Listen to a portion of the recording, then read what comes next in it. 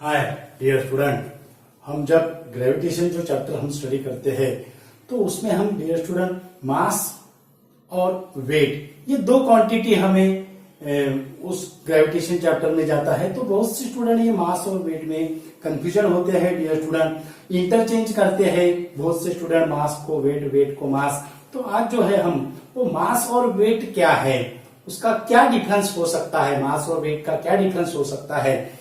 अब अगर क्वेश्चन है क्या वेट ये जो वेट जो है ये वेट जीरो हो सकता है, क्या मास जीरो हो सकता है। ओके, तो ऐसे जो क्वेश्चन है डियर स्टूडेंट, ये क्वेश्चन हम यहाँ पे उसका सॉल्यूशन देंगे डियर स्टूडेंट। ओके, तो कहाँ पे वेट जीरो है, बॉडी का वेट कहाँ पे जीरो होता है, ये भी हम आपको समझाएंगे, एग्जाम्पल के साथ समझाएंगे डियर स्टूडेंट। तो हमारा जो आज का जो टॉपिक है वो है difference between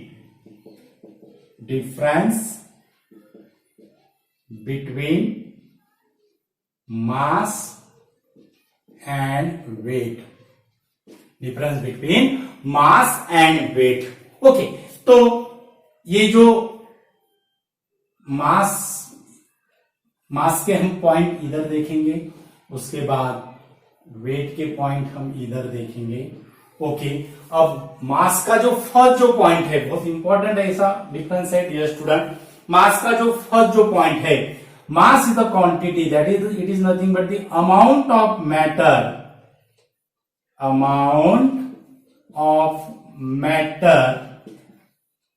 present in the body. Amount of matter present in the body, उसको हम क्या कहते हैं, mass. Matter means anything has a mass, उसको हम मैटर कहते हैं। यानी मास और मैटर ये जो है, एक मास जहां पे है वहां पे मैटर रहेगा, मैटर जहां पे है वहां पे मास रहेगा। Means without mass there is no existence of the matter. Without mass there is no existence of the matter. Means mass और मैटर ये क्या है, एक दूसरे के लिए बने हैं डियर स्टूडेंट। ओके, तो ऐसे भी हम कह सकते हैं। ओके, उसके बाद amount of matter present in the body, ये हो गया हमारा मास का फर्स्ट पॉइंट। उसके बाद सेकंड जो पॉइंट है मास का, मास is the intrinsic property. Mass is the intrinsic property. Mass is the intrinsic property. अब इंट्रिंसिक का क्या मीनिंग होता है, कौन कौन सी प्रॉपर्टी जो है वो इंट्रिंसिक प्रॉपर्टी, कौन कौन सी क्वांटिटी इंट्रिंसिक प्रॉपर्टी में आती है। तो इसमें होता है मास है, उसके बाद चार्ज है, उसके बाद स्पेसिफिक ग्रेविटी है, टेम्परेचर है। ऐसे जो क्वांटिटी है डियर स्टूडेंट, इससे भी ज्यादा क्वांटिटी है वो इंट्रिंसिक प्रॉपर्टी में आता है, डेंसिटी है। ओके, तो ये जो है वो किस में आता है dear student, intrinsic property. Intrinsic property यानी it is the property of body which produce itself. हमने पहले कहा है whenever matter goes then mass is automatically comes with the matter. Mass is automatically comes with the matter. Okay, तो ये जो है वो खुद का एग्जिस्टेंस बनाते हैं। इन पे ये जो इंट्रिंसिक प्रॉपर्टी जो होती है बॉडी की, उसमें जो क्वांटिटी जो आती है, there is no existence of the anything on that quantity. वो क्वांटिटी पे दूसरे क्वांटिटी का कोई इफेक्ट नहीं होता है। Means it is produce the existence itself.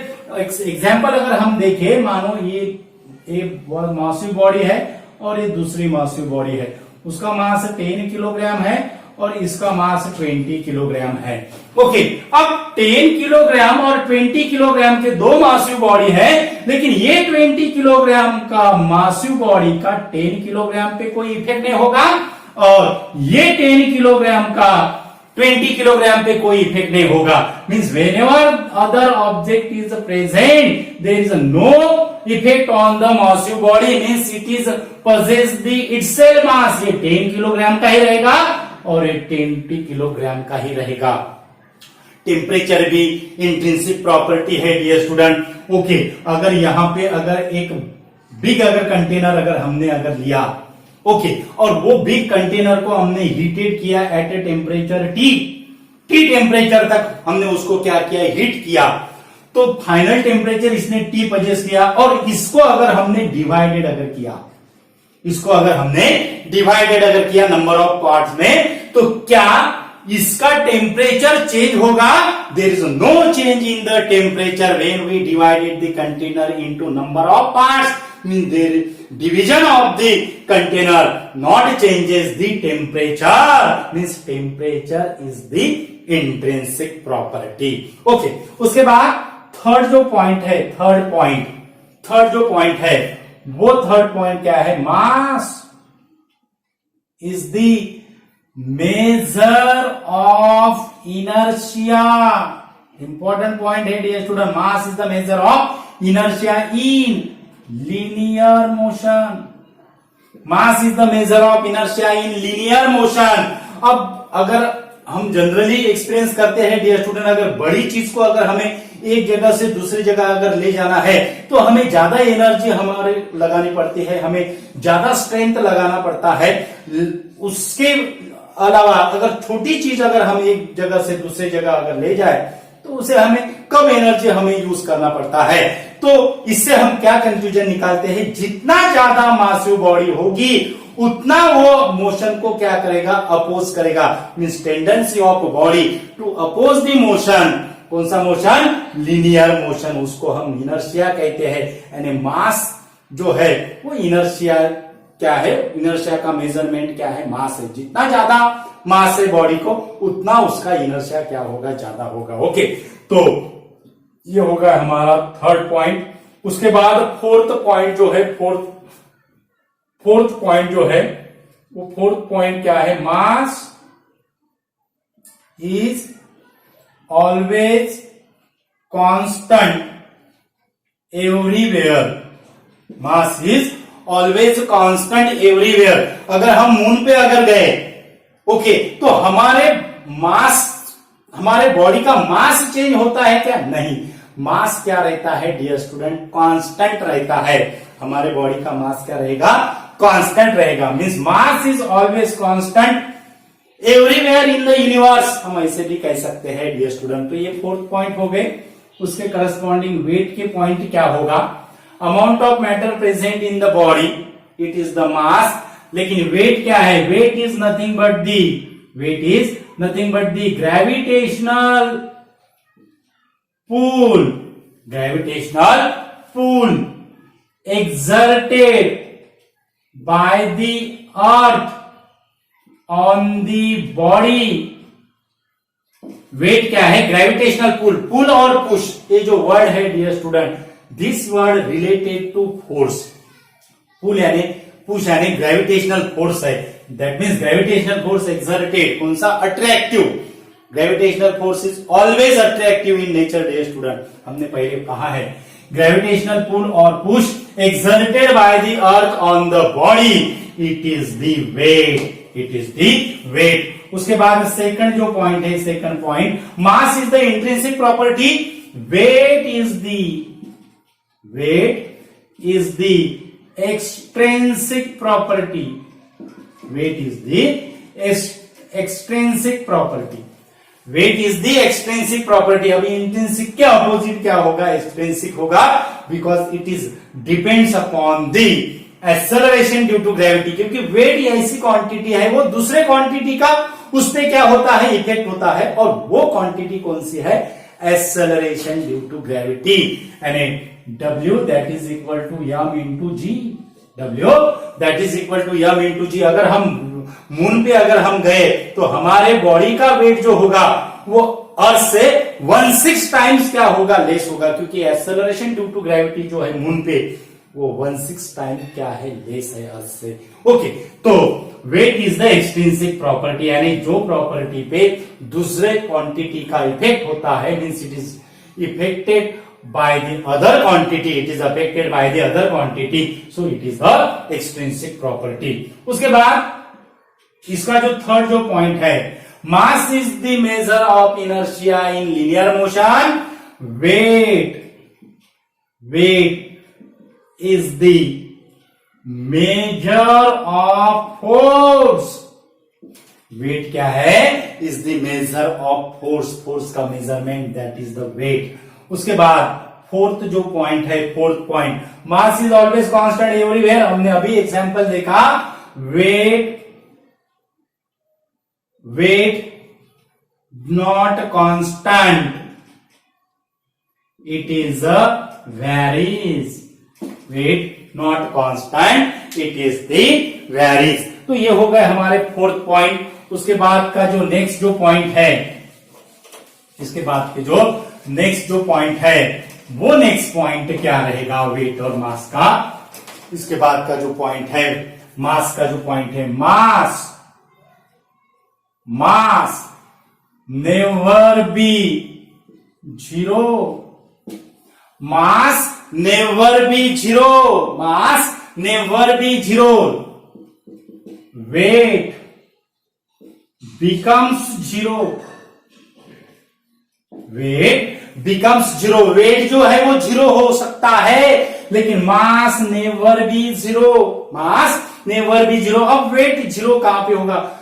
Centre of the earth पे एक्सेलरेशन ड्यू टू ग्रेविटी की वैल्यू क्या रहती है डियर स्टूडेंट? जीरो रहती है।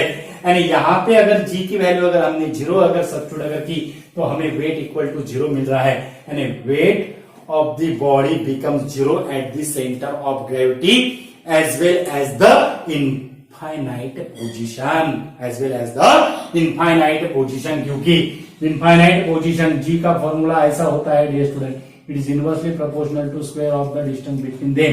इसके अगर वैल्यू अगर इंफिनिटी रखते तो g की वैल्यू जीरो होगी। Means at the infinite position value of acceleration due to gravity zero, so weight is zero.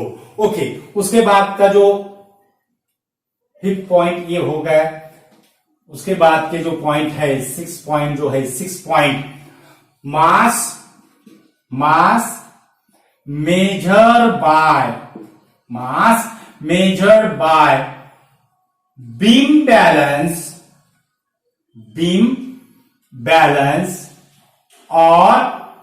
Beam balance और पैन बैलेंस। बीम बैलेंस और पैन बैलेंस, हम ग्रोसरी शॉप में dear student ये beam balance और pan balance देखते हैं।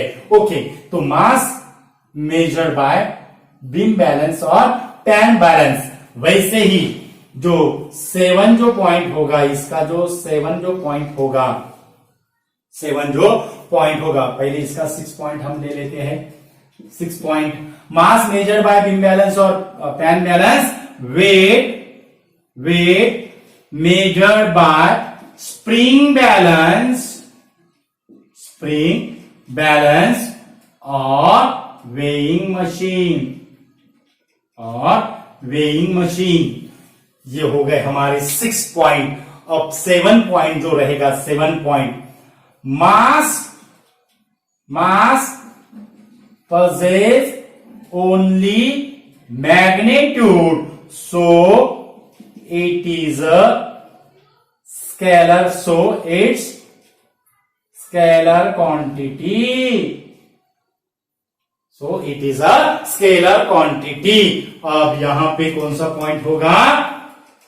7 point कौन सा होगा? 7 point, weight possess magnitude as well as direction, so it is vector quantity, it is vector quantity।